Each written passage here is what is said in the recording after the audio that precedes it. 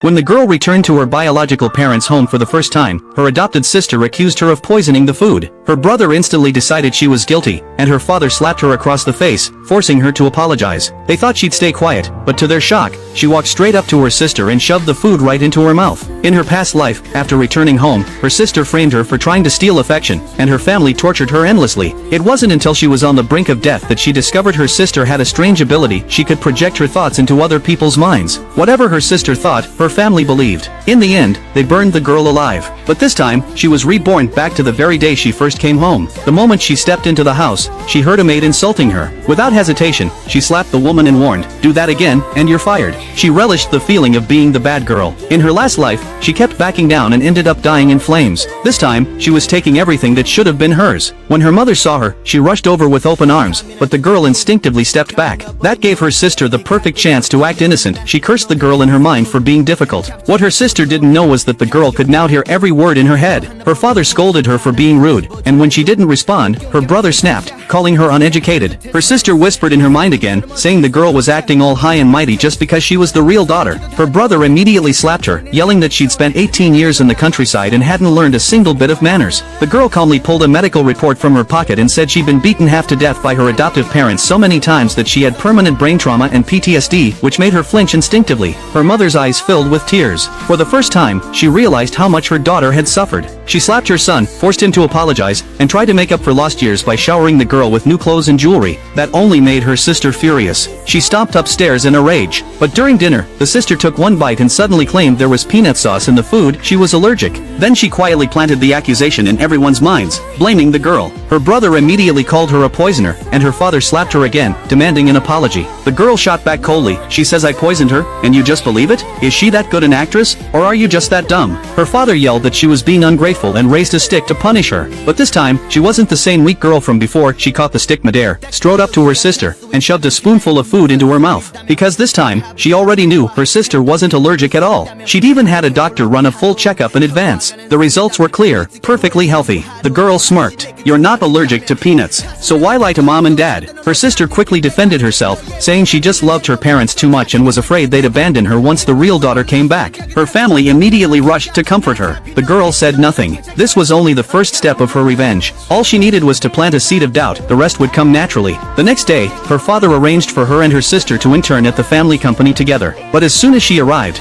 her sister had already turned the co-workers against her. They dumped their work on her and mocked her for being a country fake who didn't deserve to stand beside the real daughter. The girl fired right back. "She's the fake. I'm the real one. Her mother switched us at birth and stole my life." The room went silent.